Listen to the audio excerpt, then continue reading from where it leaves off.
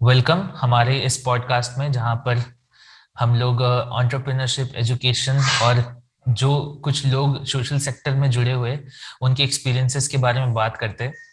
और इस पॉडकास्ट के जो एपिसोड है उसमें हमारी गेस्ट दीप्ति है जो खुद एक फाउंडर है अपने वेंचर की जिनका नाम है हैप्पी डोर।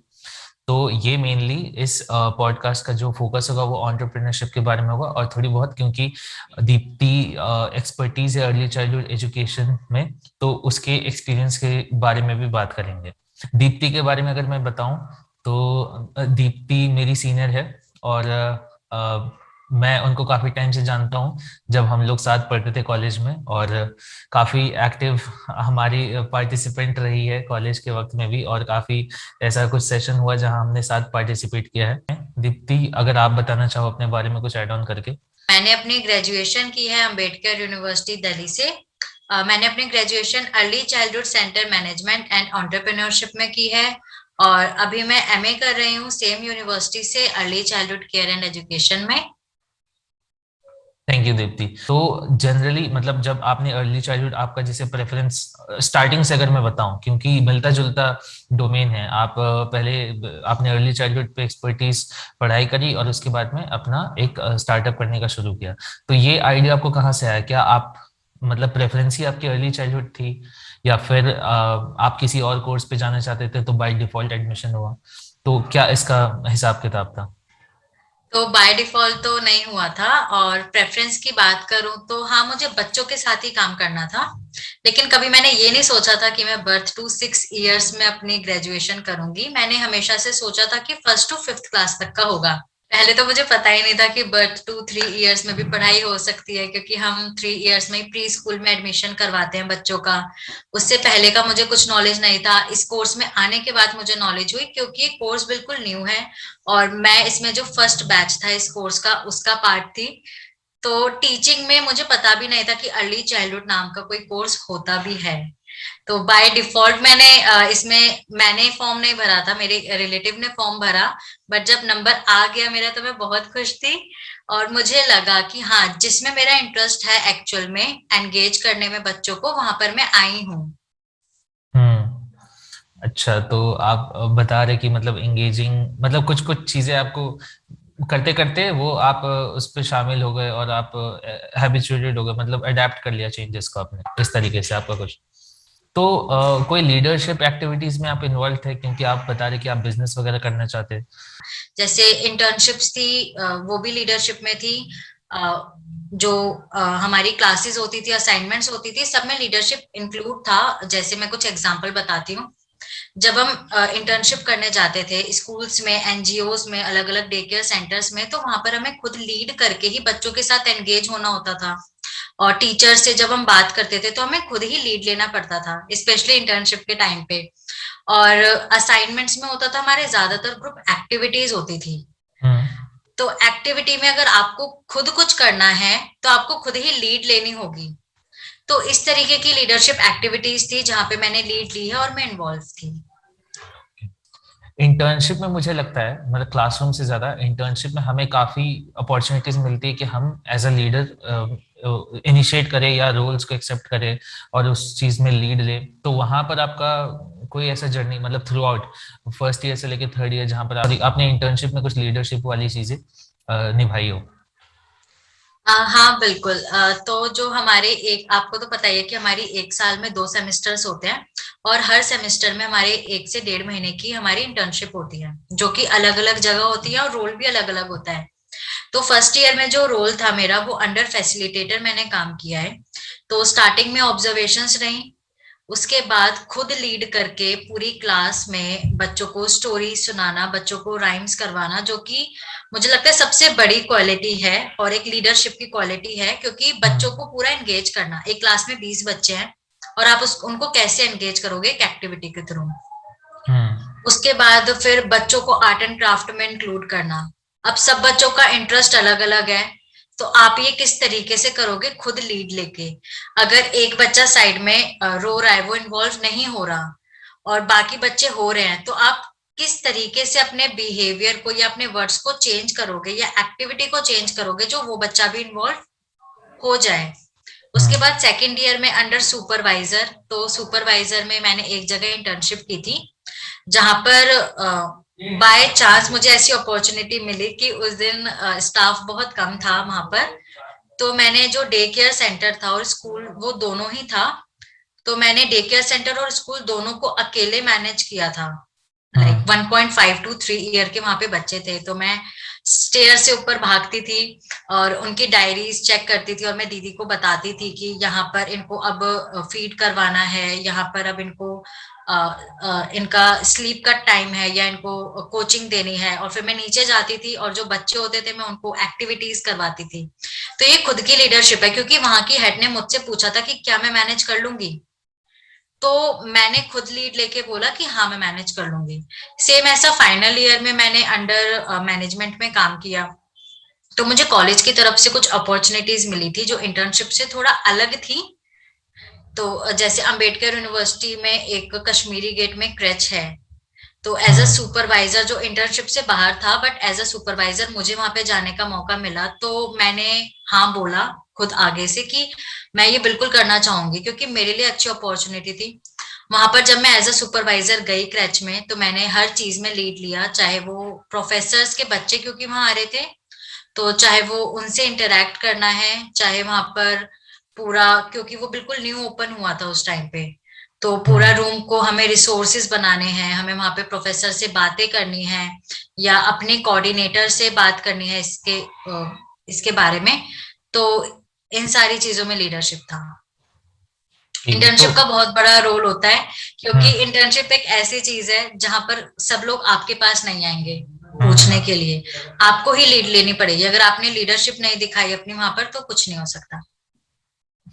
आप क्योंकि ऐसा मेंशन किया कि पहले फर्स्ट ईयर में ऑब्जर्वेशन वाली कुछ एक्टिविटीज थी, जहां पर मतलब आप मतलब स्पेक्टेट करते थे, और दूसरे ईयर में आप एकदम से एक ट्रांजिशन हुआ कि सुपरवाइजर या मतलब एक तरफ से आपको संभालना पड़ता था, और आपके अंडर में कुछ कुछ, क्योंकि सुपरवाइजर का रोल है कि उनको बताना भी पड़ता है टास्क, तो कुछ 3-4 लोग भी रहते हैं जहां पर आपको हैंडल करना पड़ता है एज ए सेंटर। तो मुझे उस अनुभव के बारे में बताइए कि आप जैसे उस समय से एक ट्रांजिशन लिया, तो थोड़ा सा डर था, क्योंकि यूजुअली क्या होता है कि ऐसे माहौल पे जहां पर हम इंटर्नशिप करें, अब बच्चों को हम संभाल रहे और खुद हमने लीड लिया, तो एक रिस्क फैक्टर आता है कि हमारे एक्टिविटीज की वजह से बच्चों को कोई हार्म या नुकसान ना हो। तो उस चीज के लिए आप रेडी थे, या आपको ऐसा डर लग रहा था कि कोई मुझे देखेगा तो या इंटर्नशिप मेरी कैंसिल हो जाएगी, या उससे भी ज्यादा ये हो सकता है कि किसी के पेरेंट्स ने मुझे डांट वाट दिया, तो एक अलग ही मतलब डर रहता है, उसके बारे में क्या था आपका? डर तो बहुत ज्यादा था, और पेरेंट्स का आपने बिल्कुल सही बोला, बहुत ज्यादा था, क्योंकि काफी सारे स्कूल्स और ऑर्गेनाइजेशन जहाँ पे मैंने इंटर्नशिप किया, वहां पर हर रूम में कैमरास होते थे जिनका एक्सेस पेरेंट्स के पास भी होता था। तो हेजिटेशन तो रहती थी बहुत ज्यादा, बट ये है कि कभी ना कभी फर्स्ट टाइम तो होगा ही। अगर अभी ओवरकम कर लिया उसको तो ठीक है, अदरवाइज ग्रेजुएशन के बाद जॉब में करना पड़ेगा, जब भी रिस्क फैक्टर उतना ही होगा। तो डर हमेशा था, अभी भी है। अभी भी मैं कोई चीज करती हूँ तो फर्स्ट टाइम में बहुत ज्यादा डर होता है, लेकिन वो खुद के ऊपर होता है, वही लीडरशिप वाली बात कि ओवरकम कर लोगे तो सही है, फर्स्ट टाइम कभी ना कभी होगा। जब मैंने जॉब के लिए इंटरव्यू दिया, फर्स्ट जॉब जो इंटरव्यू था मेरा, वो मुझे ऐसा था कि नहीं जाना तो नहीं जाना वहां पर डर था, लेकिन कभी ना कभी तो देना ही है वो इंटरव्यू, तो अभी क्यों नहीं। सेम ऐसा इंटर्नशिप में आता है, कभी ना कभी बच्चों को एक्टिविटी करवानी है, ये फील्ड तो चूज कर ली है, ऐसा तो नहीं है कि इस फील्ड के बाद मैं फील्ड अचानक से चेंज कर लूंगी, फील्ड यही रहेगी, तो अभी क्यों नहीं, सबसे मेन बात। आपका शायद समझ इस तरीके से है कि हम जॉब पे भी ये सारी चीजें करेंगे स्टार्टिंग में, तो इससे अच्छा इंटर्नशिप में आजमा लो, क्योंकि हम मतलब हमें पता है कि कुछ सपोर्ट हमें मिल जाती है टीचर्स के तरफ से या प्रोफेसर या मेंटर्स के तरफ से। इंटर्नशिप में एटलीस्ट क्या होगा कि मतलब मार्क्स तो नहीं कट होंगे, हमें उल्टा अप्रिशिएट करते हैं प्रोफेसर्स कि हमने कुछ अटेम्प्ट किया अपनी तरफ से, अगर गलती हो जाता है तो हमें मतलब इस तरफ से देखते हैं कि चलो इंटर्न्स ही है, तो ज्यादा कुछ नहीं बिल्कुल। होता। क्योंकि सब वहां पे जानते हैं कि हम लर्न करने ही आए हैं, हम ऑलरेडी कोई प्रोफेशनल्स नहीं है, हम सीख ही रहे हैं। तो अगर हमसे कोई मिस्टेक हो भी जाती है तो वो हमें अप्रिशिएट करते हैं। मुझे याद है मेरी एक जगह पे इंटर्नशिप हो रही थी, वहां पर एनुअल डे था। तो वहां पर मैंने बच्चों को, आई गेस 2 to 4 years के वो बच्चे थे, 15-20 बच्चे थे, और मैंने उनको एनुअल डे की परफॉर्मेंस प्रिपेयर करवाई, जो कि डांस परफॉर्मेंस थी। हम स्टेज पे गए, बहुत बड़ा हॉल बुक था वहां पे एनुअल डे के लिए। हम स्टेज पे हमने बच्चों को किया, क्योंकि सिर्फ बच्चों को ही डांस करना था। हमने फटाफट बच्चों को रेडी करके बैक स्टेज से बच्चों को स्टेज पे भेजा। 1 मिनट में मैम मेरे पास आई और उन्होंने मुझे बोला कि दीप्ति आपको भी इनके साथ डांस करना है। तो अब वो मेरे ऊपर था कि मैं हाँ बोलूं या मैं मना कर दूं। तो मैंने हाँ बोला, और मैं जैसे थी मैं वैसे ही स्टेज पे गई, और पहले बात हुई कि आप कर्टेन के थोड़े पीछे छुप जाना, जिससे बच्चे आपको देख पाएंगे बट ऑडियंस आपको नहीं देख पाएगी, जो पेरेंट्स वहां पर आए हुए हैं। मैंने कहा ये तो बहुत ज्यादा अच्छा है कि बच्चे मुझे देख पाएंगे बस ऑडियंस नहीं। बट मैं स्टेज पे गई, मैं कर्टेन के पीछे थी, मैम ने पीछे से इशारा किया, दीप्ति कर्टेन के बाहर आ जाओ और अपना फेस पेरेंट्स के साइड कर लो। तो वो मेरे लिए, मुझे समझ नहीं आया, वो मेरी लीडरशिप थी, वो मेरे लिए अच्छा था बुरा था, बट उस दिन मैंने अपना जो स्टेज फोबिया था उसको ओवरकम किया, क्योंकि मैंने अपने स्कूल लाइफ में भी कभी स्टेज पे परफॉर्म नहीं किया था, जो मुझे यहाँ पर 1 मिनट में करने को मिला। तो वो अपने ऊपर ही होता है पूरा कि आपका बिहेवियर कैसे। अगर मैं अपनी इंटर्नशिप पे अच्छी नहीं होती बिल्कुल भी, या मैम को लगता कि मैं ऐसी नहीं हूँ या मैं लीड नहीं ले सकती, तो वो मुझे खुद ही नहीं बोलती, वो मुझे एक स्टेप पीछे कर देती। बट क्योंकि वो 1 महीने से मेरे काम को देख चुकी थी, मेरी डेडिकेशन देख चुकी थी, मेरी स्किल्स देख चुकी थी, मैं किस तरीके से काम करती हूँ बच्चों के साथ, तो उन्होंने मुझे स्टेज पे बिना सोचे समझे भेज दिया। लोग सोचते हैं कि अर्ली चाइल्डहुड में बच्चों के साथ में काम करना काफी मोनोटोनी होता है, कि हम मतलब जाए और वहां पर अ, मतलब पढ़ाने वाली एक्टिविटीज या कुछ ABCD 1 2 3 पढ़ाया जाए। लेकिन आपके जिस तरीके आपने बताया कि कुछ कुछ चीजें जो आप अपने स्कूल लाइफ में नहीं कर पाए, वो आप यहाँ पर रहते हुए कर ले, तो मतलब एक ऐसा ऐसा समझने को आता है कि अगर आप बच्चों के साथ काम करें तो ये बस इतना ही नहीं कि पढ़ाई तक सीमित है, और पढ़ाई भी काफी तरीके से की जा सकती है, और मतलब इतने सारे एक्टिविटीज होते हैं, तो मतलब एक समझ में आता है कि पढ़ाई के अलावा और भी चीजें हो रही है, खेल कूद हो रहा है, नाच गाना हो रहा है, ये सब चीज है ना। तो ये बाकी व्यूअर्स लोगों के लिए भी है जो देख रहे हैं और जो सोचते हैं कि अर्ली चाइल्डहुड सिर्फ कुछ ही बहुत ही रिजिड प्लेटफॉर्म है, या ऐसा मीडिया में जहां पर हम अपने आप को एक्सप्लोर नहीं कर सकते। तो मैं बता दूं कि एक एजुकेटर, जो अर्ली चाइल्डहुड एजुकेटर और एजुकेटर इन जनरल, लोगों का काम ही यही है कि वो 36 चीजें करे अपने साथ में। कभी टीचर बन जाते, तो कभी डांसर, कभी सिंगर, तो फिर कभी आर्टिस्ट, कुछ आर्ट के चीजों बैकग्राउंड में काम किया। तो ये असिस्टिंग वाला काम हर चीज का एक एक्सपोजर देता है। तो इसके बाद फिर आपका क्या ख्याल आया है जब लॉकडाउन लग गया तो? नहीं, अब मैं जॉब नहीं करूंगी, क्योंकि मुझे पता है ये बिल्कुल सबके लिए ही न्यू था, मेरे लिए नहीं, सबके लिए ही न्यू था। स्कूल्स का करिकुलम डेवलप नहीं था ऑनलाइन के अकॉर्डिंग, हमें पता भी नहीं था कि अब एजुकेशन ऑनलाइन हो जाएगी। और जिस फील्ड से मैं हूँ वहां पर ऑनलाइन स्टार्ट होने में ही आई थिंक काफी वक्त लग जाता है एजुकेशन को, वो भी छोटे बच्चों के साथ ऑनलाइन, तो बहुत ही प्रेफर नहीं ज्यादा करते। मुश्किल है। हाँ, प्रेफर भी नहीं करते, बहुत ज्यादा मुश्किल है। बच्चों को जब हम सामने होते हैं जब भी 15-20 बच्चे मैनेज करना मुश्किल होता है, ऑनलाइन तो भूल ही जाओ। फिर वो वन साइड ही रह जाता है कि सिर्फ मैं बोली जा रही हूँ, kind of lecture. Attention span नहीं वहां होता उनकी तरफ से। वहां पर कोई है बच्चा, अब मैं कैसे बोलूं। उसके बाद फैमिली एनवायरनमेंट बहुत मैटर करता है, अगर उनका कोई सिबलिंग है, मतलब बहुत सारे फैक्टर्स होते हैं। तो मुझे लगा जॉब का अभी कुछ इतना नहीं हो पाएगा, क्योंकि मुझे स्टार्टिंग में ये था कि एटलीस्ट 1 साल मैं जॉब का एक्सपीरियंस लूं।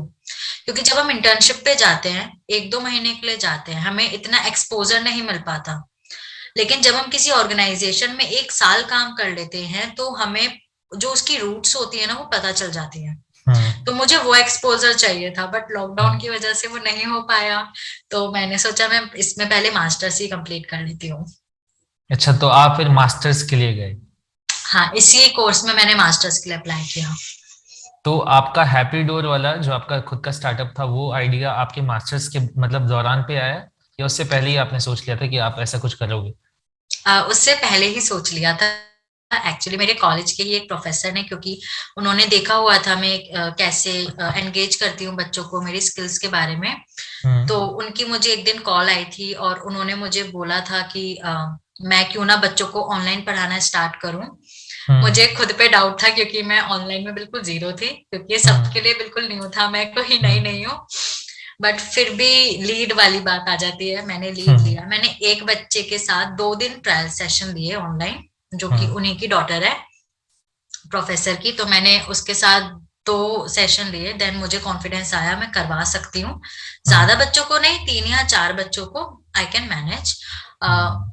उसके बाद मैंने सोचा क्यों ना एक स्टार्टअप ही किया जाए। तो फिर मैंने हम्म। इसका नाम रखा हैप्पी डोर, मीन्स खुशियों का दरवाजा। और इसका जो लोगो है वो एक काइट है, क्योंकि जैसे काइट ऊपर जाती है नीचे जाती है, ऐसी मैंने भी बहुत अप डाउन किए हैं इसमें हैप्पी हम्म। डोर में।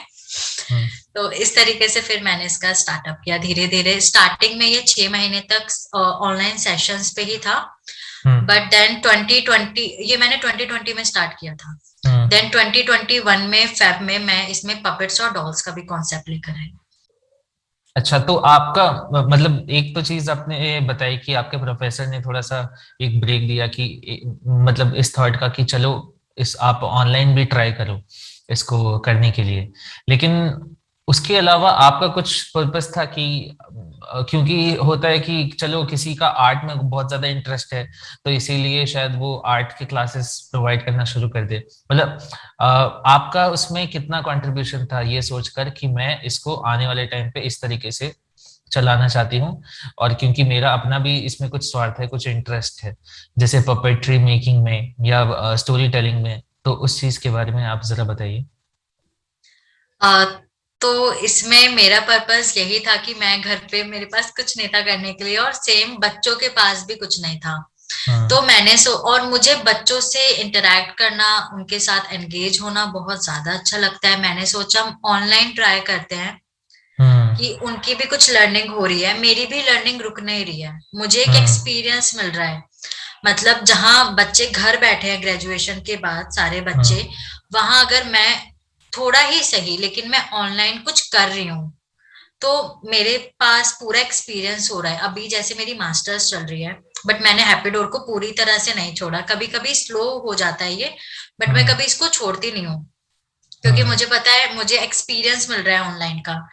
अब आजकल ऑफलाइन मुझे ऐसा लगता है मैं इसके बाद जब जॉब के लिए कभी अप्लाई करूंगी कभी, तो वो बोलेंगे कि तुमने तो ऑनलाइन मास्टर्स किए, तुम्हें कुछ नहीं आता होगा। क्योंकि सबको पता है ऑनलाइन एजुकेशन कैसे जा रही है, बट मैं बोल हम्म। सकती हूँ कि मेरे पास एक्सपीरियंस है। हम्म। मैंने कभी अपनी लर्निंग को छोड़ा नहीं है, और मुझे उस टाइम पे लगा था कि जो ऑफलाइन मैंने किया है वो सारा मैं भूल जाऊंगी कहीं ना कहीं, अगर मैं उसकी प्रैक्टिस नहीं करती रही, मेरा इंटरेस्ट ना चला जाए कहीं, जो कि बहुत बार होता है। हम्म। तो इसके पीछे मेरा मेन पर्पस यही था कि लर्निंग नहीं छोड़नी अपनी, हम्म। और ना ही बच्चों को बिल्कुल ही उनकी जो ग्रोथ है वो रुकने देनी। तो जितने भी मेरे कांटेक्ट में बच्चे थे हम्म। जिनको मैं जानती हूँ पर्सनली या इनडायरेक्टली, मैंने उनको भी अप्रिशिएट किया कि वो आके इसमें पार्ट लें। तो इसलिए मैंने स्टार्टिंग में ये बिल्कुल फ्री ऑफ कॉस्ट किया था सभी के लिए, कि जितना हम्म। हो सके आप पार्ट लीजिए। उसके बाद जब कोविड खत्म हो गया, उसके बाद मैंने थोड़ा थोड़ा पेड पे स्टार्ट किया था इसको। हम्म। अदरवाइज ये बच्चों की लर्निंग के लिए ही था पूरा मेन। हम इस तरीके से भी इसको देख सकते हैं क्योंकि सबसे पहली चीज एक तो रिस्पॉन्सिबिलिटी भी है कि हम as brand ambassador early childhood की हम अगर रिप्रेजेंटेटिव है तो हमारा फर्ज बनता है कि हम अच्छी चीजें जो है सेशंस प्रोवाइड करें बच्चों तक, क्योंकि हमारे साथ साथ हम हमसे ज्यादा तो वही बोर हो रहे हैं घर पे लॉकडाउन पर। एग्जैक्टली। और दूसरी चीज जैसे कि आप बता रहे स्टोरी टेलिंग इंगेज करना, और ये सब चीज बहुत एक अच्छा एक्टिविटी है। और ऑनलाइन ऑनलाइन में ऐसा है कि ज्यादा कुछ नहीं, अगर हम एक दूसरे को देख पा रहे, एक दूसरे की आवाज सुन पा रहे, तो काम बन जाता है। लेकिन आपने सोचा कि अटेंशन स्पैन को कायम रखने के लिए हम क्यों ना एक इक्विपमेंट्स का मतलब जो है व्यवस्था करें, तो उसमें आपने पपेट्स का भी उसमें ऐड ऑन किया। और काफी अच्छा, मतलब ये एक आइडिया ये भी ले सकते हैं कि हाँ पपेट्स अब क्योंकि वो विजुअली देख रहे, तो स्टोरी टेलिंग और स्टोरी सुनने का उनका जो मजा है और उनकी जो क्यूरियोसिटी है वो बढ़ जाती है, तो वो और ज्यादा अच्छे से ध्यान दे पाते हैं।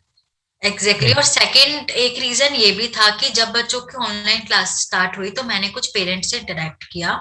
हम्म। मैं वहां पर एक प्रॉब्लम थी सबसे बड़ी कि ऑनलाइन में भी एक एक ही टीचर होती थी उनकी क्लास में, अगर दो भी हैं तो, बट जो क्लास की स्ट्रेंथ होती थी वो 15-20 बच्चों की होती थी। हम्म। बच्चों के माइक हमेशा ऑफ रहते थे, बच्चों को जो एक्सपोजर मिलना चाहिए 1-to-1 इंटरेक्शन का, हम्म। या वो नहीं मिल रहा था उनको, क्योंकि जब मैम बोलेंगी जब माइक ऑन होगा, हम्म। वरना माइक ऑफ ही रहेगा। हम्म। कैमरा हमेशा ऑन होना चाहिए। बच्चे क्या करेंगे, उनको बात करने का मौका नहीं मिल रहा। तो मैंने वहां पर बच्चों को एक स्पेस दिया कि जहां पर एक ऐसा सेशन जहां पर सिर्फ 3-4 बच्चे ही होंगे और सबके माइक ऑन रहेंगे, ऑफ के लिए मैं बोलूंगी नहीं। हम्म।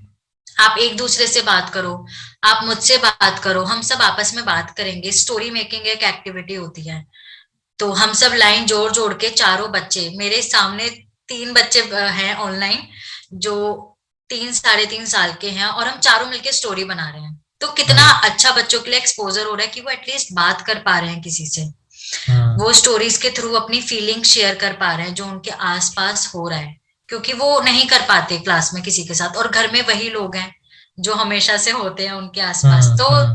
वो जो 3 साल की उम्र में उनको एक्सपोजर मिलता है ना प्ले स्कूल जाके, वो उनका बिल्कुल भी नहीं हो पा रहा है। तो एक हम्म। ये भी स्पेस बच्चों को दिया जा रहा है यहाँ पे। बिल्कुल। आप जैसे कि मतलब सेशंस वगैरह प्लान करते हैं और बहुत सारे सेशंस आप बता रहे हैं, आपने किया भी है, तो कभी कुछ ऐसा फनी इंसिडेंट हुआ है आपके साथ में, मतलब कुछ बच्चे लोगों के साथ में, या अगर उनके पेरेंट्स से कुछ ऐसा हंसी मजाक, या हम इसको ऐसे भी पूछ सकते हैं कि कभी आपका स्टोरी सेशन करवाने का, जैसे अगर आप ऑनलाइन प्लेटफॉर्म में करते हो तो कभी वो फेल हुआ हो या बहुत स्पॉइल हो बार पाए। फेल हुआ है। इनफैक्ट मुझे याद है, मैं एक बच्ची के साथ 1-on-1 सेशन ले रही थी, तो हमारी लड़ाई हो रही थी लिटरली उस सेशन में। वो आई थिंक 3.5-4 साल की, 3.5 साल की थी उस टाइम पे। हम हम्म। दोनों की लड़ाई हो रही थी। वो बोल रही थी मैं स्टोरी सुनाऊंगी, और मैं बोल रही थी हम्म। मैं स्टोरी सुनाऊंगी, हम्म। क्योंकि मैं भी स्टार्टिंग में ट्राई आउट ही कर रही थी चीजों को कि किस किस तरीके से स्टोरी सुनाई जा सकती है। हम्म। तो मैंने एक दिन स्क्रीन शेयर करके स्टोरी सुनाई। बस वो एक दिन था जब मैंने गलती से स्क्रीन शेयर करके, वो हम्म। बच्चे को स्टोरी दिख रही थी बट आवाज जो थी वो मेरी थी। तो जब नेक्स्ट सेशन में आई बारी तो वो मुझसे लड़ रही थी कि मैम मैं स्टोरी सुनाऊंगी, मैं स्टोरी सुनाऊंगी, बट मुझे स्क्रीन शेयर करके ही सुनानी है। अब मुझे लगा इतना स्क्रीन टाइम बच्चों के लिए अच्छा नहीं है, क्योंकि वो हम्म। ऑलरेडी ऑनलाइन क्लासेस ले रही है। उसके बाद घर पे टीवी भी देख रहे हैं, वो मोबाइल भी यूज कर रहे हैं, उसके पेरेंट्स ऑलरेडी मुझे बोल रहे हैं कि ये बहुत ज्यादा फोन का यूज करती है। तो मैं, और वो मुझसे बोल रही है कि मैम आप स्क्रीन शेयर करो, मैं स्टोरी सुनाऊंगी, और मैं हम्म। उसको मना कर रही हूँ।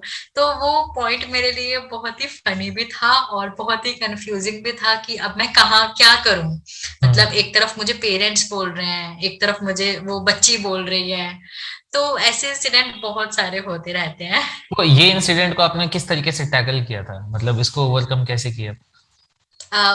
उसको बच्ची को मैंने ये बोला कि हम इस सेशन जो हमारा 1 आवर का सेशन होता है, तो हम सेशन के एंड के 5 मिनट्स में करेंगे। तो वो हम्म। 5 मिनट्स में भी मैंने उसको 2 to 3 मिनट्स ही दिए, थोड़ी सी स्टोरी का पार्ट, जिससे कि उसको भी अच्छा लगे और उसका स्क्रीन टाइम थोड़ा एटलीस्ट कम हो। हम्म। क्योंकि बिल्कुल मना करना सही नहीं था। एक हम्म। बार ऐसा हुआ था कि हमारी कोई बात चल रही थी, उसने मुझे याद नहीं है उसने मुझसे क्या बोला था करने के लिए, मैं वो नहीं कर पा रही थी। तो वो स्क्रीन के सामने से चली गई और मैं उसको आवाज लगा रही हूँ। मुझे वो हम्म। दिख नहीं रही है, मुझे बस सामने स्क्रीन पे सिर्फ खाली सोफा दिख रहा है, मुझे पता नहीं चल रहा वो रूम के ही बाहर चली गई है। फिर मैंने उसको आवाज लगाई, तो जब उसने मुझे वापस रिवर्ट बैक किया, तो मुझे लग रहा था कि वो रूम के बाहर जा चुकी है, पता नहीं कहाँ पे। हम्म। अब फिर मैंने उसको किसी तरह बुलाया, उससे बात की। तो ऐसे इंसिडेंट्स होते हैं जहां पर समझ नहीं आता कि क्या करें, क्योंकि अब आप क्या करोगे, हम्म। बच्चा ऑनलाइन है स्क्रीन के सामने और वो रूम के बाहर चली गई है, मैं कैसे बुलाऊं उसको। तो ये सारी चीजें होती हैं। फिर उस टाइम पे मेरे पपेट्स काम आते हैं।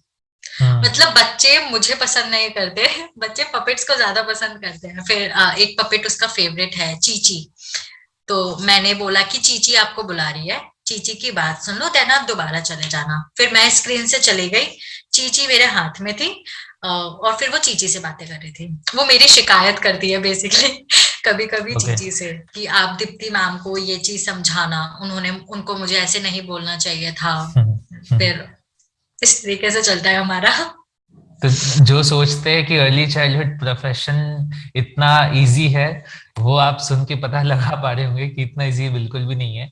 और काफी हद तक मतलब जो बिगिनर्स होते हैं, जैसे कि अगर आपके सामने जिसको आप मतलब आप सेशन ऑनलाइन किसी को स्टोरी टेलिंग कर रहे हो, स्टोरी टेलिंग उनको एक स्टोरी समझाने की कोशिश कर रहे हो, और फर्ज कीजिए कि ऐसा हो रहा है कि कोई बच्चा आपके सामने से स्क्रीन के सामने से उठ के भाग गया, और बिल्कुल इस तरीके से भागा कि उसकी एक्सप्रेशन इस तरीके से है कि वो बिल्कुल डिसइंटरेस्टेड है, तो बहुत डीमोटिवेटिंग हो जाता है बिगिनर्स लोगों के लिए। और खास करके प्रोफेशनल्स लोगों के साथ में भी ऐसा होता है, तो उनको बिल्कुल। टैकल करना भी बिल्कुल बहुत ही चैलेंजिंग काम है। और हमारे जैसे दीप्ति ने बताया कि ऑल्टरनेटिव्स का इस्तेमाल करके, कि उनने अपनी पपेट को यूज करके अपनी शिकायत के बारे में इस तरीके से चैनलाइज कर दिया, तो ये बहुत अच्छा आइडिया है। और हम प्रोफेशनल्स लोगों की ये खास बात है कि क्रिटिकल थिंकिंग इस तरीके से डेवलप हो जाती है कि हम साथ ही साथ में कुछ नया तरीका ढूंढ लेते हैं जो उस चीज को सॉर्ट कर दे, तो वो बहुत अच्छी चीज है। और ये मैंने खुद पे भी थोड़ा सा मतलब देखा है ये चेंज। आप मुझे बताइए कि कुछ टाइम के बाद में आप इसको कहाँ देख रहे हैं, मतलब आपकी विजन क्या है इसको हैप्पी डोर को लेकर? हम कुछ ऐसे पपेट्स एंड डॉल्स क्रिएट कर रहे हैं जो बारबी से बहुत ही अलग कॉन्सेप्ट है, हम्म। अलग अलग तरह का है, जो बच्चों को अलग अलग सेंसरीज में हेल्प करता है, बच्चों के कहीं ना कहीं होलिस्टिक डेवलपमेंट में हेल्प करता है। बारबी डॉल वाला काफी अच्छा एग्जांपल लगा, आप उसके बारे में थोड़ा बताना चाहेंगे कि आपने उसको अलग क्यों किया, मैं पपेट्स एक को? बार डॉल म्यूजियम गई थी हाँ। उसके बाद से मुझे डॉल से नफरत हो गई है, बिकॉज जब मैं छोटी थी मैंने भी बारबी से ही खेली हूँ। उसका एक हम्म। कॉन्सेप्ट ही क्योंकि ऐसे उसके गोल्डन हेयर्स, ब्राइट फेस एकदम, चमकीली चमकीली सी उसकी ड्रेसेस, सैंडल्स, उसके हेयर स्टाइल्स चेंज करना। और जब हम पूरा बारबी का जब हम बड़ा सेट लेते हैं तो उसके साथ उसके अलग अलग ड्रेसेस आती हैं। तो मैं भी हम्म। ऐसे ही करती थी, मॉर्निंग में उसकी ड्रेस चेंज करती थी, दोपहर को रात के उसके नाइट सूट्स आते थे, हम्म। ऐसे चेंज करती थी, उसकी पूरी एसेसरीज आती थी। एक दिन हम्म। मैं बच्चों के साथ मेरी कहीं इंटर्नशिप थी तो मैं वहां पर बच्चों के साथ डॉल म्यूजियम गई पिकनिक पे। हम्म। हम्म। वहां पर मैंने ब्लैक कलर की डॉल्स देखी जो मैंने अपनी लाइफ में कभी नहीं देखी थी। और हम्म। मुझे घर पर एक दो दिन तक वही ऐसा लग रहा था कि वही डॉल्स मेरे सामने हैं, उनका जो फेस का था, क्योंकि हम्म। इतनी डार्क डॉल्स थी जो मैंने कभी नहीं देखी। बट इसमें मेरा कोई फॉल्ट नहीं है, मुझे बचपन से कोई ऐसी डॉल दिखी ही नहीं। मैंने हम्म। हमेशा बारबी देखी, ऐसी डॉल्स देखी जिनका फेयर कलर है। हम्म। डॉल म्यूजियम जाओ, आपको पता चलेगा कि कितनी अलग अलग तरह की डॉल्स हैं। उस हम्म। टाइम पे मेरे माइंड में आया था कि हम जो डॉल्स बनाएंगे हम सिर्फ फेयर कलर की नहीं बनाएंगे, हम हम्म। ऑरेंज फेस बना सकते हैं, हम येलो फेस बना सकते हैं, पिंक फेस बना लो, बट बिल्कुल। बिल्कुल फेयर मत बनाओ। तो वहां से मेरे माइंड में ये चीज आई थी कि बारबी का कॉन्सेप्ट हटाना है मुझे, तो अभी तो बच्चों के माइंड से कि सिर्फ हम्म। बारबी ही होती है। क्योंकि अलग मैसेज है कि हम शायद ग्लैमर और थोड़ा सा रेसिज्म को भी प्रमोट करें इस तरीके से, तो बिल्कुल।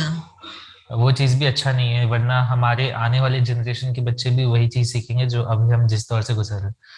और आप दो डॉल्स रख दो, हम्म। एक फेयर है, एक डार्क नहीं बट जिसको हम बोलते हैं ना सांवला, एक वो हम्म। है। बच्चे हमेशा फेयर को चूज करेंगे। हम्म। बच्चे कभी कॉलेज, ये चीज मैंने ऑनलाइन सेशन में भी एक जगह पे चेक की थी। मैंने कुछ दो डॉल्स रखी, एक हम्म। फेयर कलर की थी, एक थोड़ा डार्क कॉम्प्लेक्शन था, थोड़ा, बहुत ज्यादा नहीं, थोड़ा। बट जो क्वालिटीज थी ना वो मैंने डार्क की अच्छी रखी थी। फेयर की इतनी अच्छी क्वालिटीज नहीं थी, डार्क की अच्छी थी, बट स्टिल उस बच्चे ने फेयर को ही चूज किया बिकॉज ऑफ द कॉम्प्लेक्शन, कि हम्म। ये डॉल सुंदर दिख रही है तो मैम ये वाली मेरी है। मैंने कहा बट इसकी क्वालिटीज अच्छी हैं, नहीं बट वो सुंदर दिख रही है तो ये मेरी है। तो इस चीज का भी बहुत मुझे लगता है कि बहुत ही ज्यादा बारबी इस चीज को प्रमोट करती है। हम्म। तो मैं बिल्कुल खिलाफ हूँ बारबी डॉल के, जब तक मैं खेली बट जब हम्म। रियलिटी में हम एक आते हैं तो नहीं अच्छा लगता फिर इस चीज का कॉन्सेप्ट। तो इसीलिए आपने अपने जो अब डॉल्स आप बनाते भी है पपेट्री में, तो आप इन सब चीजों को बहुत ध्यान रखते हुए बनाते हैं बारीकी से, कि बिल्कुल। कॉन्टेक्चुअल हो एक तो, क्योंकि बारबी डॉल्स जैसे लड़कियां या उस तरीके से हमारे एटलीस्ट देश में नहीं है। आपने अपने स्टार्टअप को कभी इस तरीके से देखा है कि आप इससे पैसे कमाना चाहते हो या अपनी सीख ज्यादा बच्चों तक पहुंचाना चाहते हो, तो आपका मेन फोकस क्या है? क्योंकि स्टार्टअप यूजुअली एक एक एस्पेक्ट उनका मॉनिटरी है कि मॉनिटरी मेकिंग करे, वो पैसे कमाए, लेकिन आपका एम्फेसिस किस तरफ जाता है? मेरा अभी स्टार्टिंग में तो ज्यादा एम्फेसिस जाता है बच्चों की लर्निंग पे, हम्म।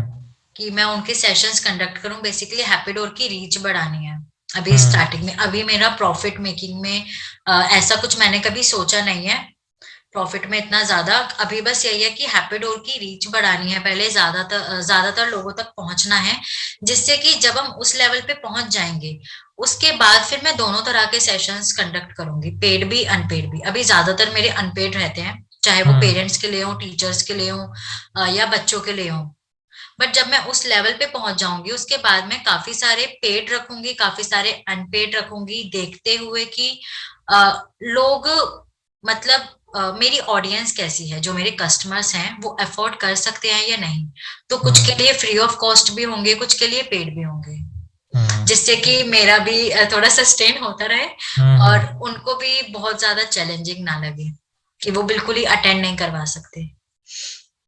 वो सेंस करता है, क्योंकि आप बता रहे हैं आप जॉब भी करोगे, तो वहां पर आपको थोड़ा स्टेबल हो जाएगा आपका फाइनेंशियल, और प्लस पैसे लेना मतलब एक तरफ से सही भी है, क्योंकि हम अगर फ्री में ही सब चीज दे देते तो लोगों को लगता है कि ये कुछ ऐसे ही हो रहा है, और लोग उस उसका चीज महत्व की समझते नहीं है। उस चीज की वैल्यू नहीं होती, अगर हम वैल्यू नहीं बिल्कुल है। पैसे नहीं लेंगे तो उसकी वैल्यू नहीं होगी। जब मैंने लास्ट ईयर अपना समर कैंप किया था तो मैंने वो 3 एज ग्रुप के साथ किया था। तो पहले मैंने सबको एक एक दिन के फ्री सेशंस दिए थे, उसमें बहुत बहुत बच्चे एनरोल हुए थे। हम्म। बट जब मैंने उसके एक हफ्ते बाद समर कैंप अनाउंस किया तो उसमें बहुत ही लिमिटेड बच्चे थे। हम्म। तो मतलब मुझे ऐसा लगता है कहीं ना कहीं खुद की वैल्यू भी कम हो जाती है। अब उनमें हम्म। से कोई ये नहीं बोलेगा कि वो अफोर्ड नहीं कर सकते, जबकि कुछ लोग जिनको मैंने अपना पोस्टर भेजा समर कैंप का, कुछ ने मुझे ये भी बोला कि आप इतने कम में क्यों करवा रहे हो, हम्म। मतलब इतने कम चार्जेस आप क्यों ले रहे हो, आप इससे ज्यादा कैपेबल हो, आपके पास डिग्री है, आप प्रोफेशनल टीचर हो। हम्म। सीरियसली मुझे ये चीज बोली गई है। और हम्म। कुछ लोग बिल्कुल ही मना कर रहे हैं कि ये बहुत ज्यादा कॉस्टली है, और हम्म। वो कह रहे हैं कि आप फ्री में करवा दो बिल्कुल ही। तो उस टाइम पे थोड़ा मैनेज करना मुझे मुश्किल लगता है कि मैं किस तरीके से उनको बोलूं कि प्लस क्योंकि मतलब हमारे ये रिसोर्सेज भी होते हैं, तो उसमें भी हमारा काफी ज्यादा मतलब पैसा वगैरह जाता है, तो उसको भी मेंटेन करने के लिए। तो मैं ट्राई करती हूँ कि जो भी हम मतलब हैप्पी डोर पे, इंस्टाग्राम पे जो भी हम डॉल या पपेट सेल करते हैं उसमें हम अपना मार्जिन बहुत कम रखते हैं। हम्म। इनफैक्ट ये सबको पता है कि डॉल और पपेट बनने में इतनी वो नहीं होती, इन्वेस्टमेंट नहीं होती है। अगर हम डॉल या पपेट बनाते हैं बहुत कम इन्वेस्टमेंट होती है, हम्म। लेकिन सबसे ज्यादा उसमें मेहनत लगती है। हम जो एक डॉल बनाते हैं हमें कम से कम उसमें 1 घंटा लगता है, मिनिमम हम्म। 1 आवर, और हम्म। वो भी हमें लग के बनानी पड़ती है डॉल। तो हम्म। वही है ना, मेहनत ज्यादा है, इन्वेस्टमेंट कम है, तो हम मेहनत के थोड़ी बहुत पैसे रखते हैं। उसके अलावा हम कोशिश करते हैं हम कम के कम, बहुत ज्यादा कम मार्जिन रखें। आपने तो इस तरीके से बताया कि मिनिमम 1 आवर लगता है। मुझे याद है जब हमारी वर्कशॉप होती थी कॉलेज में, तो एक पपेट बनाने में काफी टाइम लग जाता था। हम उसको मतलब अगर बहुत ही ब्रेक लेकर करें तो 1.5 दिन में, इस तरीके से, क्योंकि काफी सारी सिलाई की भी चीजें होती है उस पर, और बहुत ही कारीगरी वाला काम है। तो मुझे ऐसा लग रहा है कि हाँ, क्योंकि आप प्रोफेशनल हो पपेट मेकिंग में, तो आप फिर भी 1 घंटे में बना देते हो, तो बहुत नहीं, अच्छी बात है। ये मिनिमम बना रहा है। जब हमने बिल्कुल मिनिमम। स्टार्ट किया था तो हमें एक डॉल बनाने में 2-2 3-3 घंटे लगते थे, और फिर हम हम्म। कुछ न्यू पपेट्स लेकर आए, हम्म। मैरून कलर के कुछ हम न्यू हम्म। पपेट्स लेकर आए जिनको बनाने में बहुत टाइम लगता था। और जब हम बनाना स्टार्ट करते हैं ना, हमें सिर्फ ऐसे ही कुछ भी नहीं बनाने होता, हमें देखना पड़ता है। हमारे पास जितने पूरा काटे, मतलब हमारे बिल्कुल कार्टून्स भरे पड़े हैं घर में जिसमें इतना सामान हम्म। रखा हुआ है, तो हम सब निकाल के देखते हैं कि इस पर हम्म। ये आईज मैच हो रही हैं, इसके साथ यहाँ पर बटन्स होने चाहिए, इसके यहाँ पर थोड़ी सी कढ़ाई कर देते हैं, इसके ऊपर हेडबैंड अच्छा लगेगा।